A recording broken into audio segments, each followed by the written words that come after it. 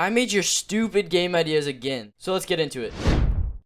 Make the bite of 87.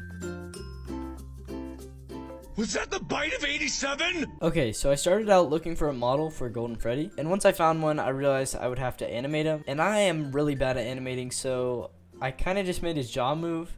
Then I got to work scripting him, and it really wasn't that hard. All I did was I checked when a click detector was pressed, and then I would teleport the player that pressed the click detector's character to the teleport part, and then I would play 2 animations, and they would basically just sync up. And here's the end result. So when you walk up to him and then click Golden Freddy, as you can see, it plays the animations.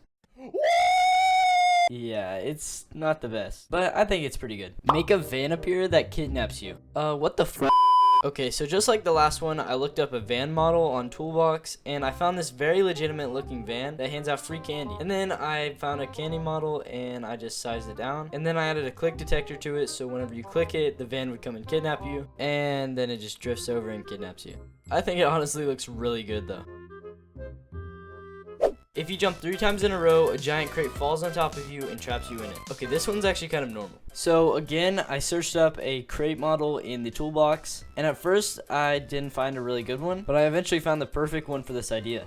And then I created a really basic script that basically just checked whenever the humanoid would jump more than 3 times, and when they would jump more than 3 times, it would spawn the crate above their head.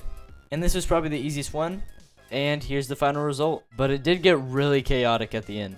Anyways, that's it for this video. If you want to see your idea in the next one, make sure to comment down below your idea and subscribe. I'll see you guys in the next video. Peace.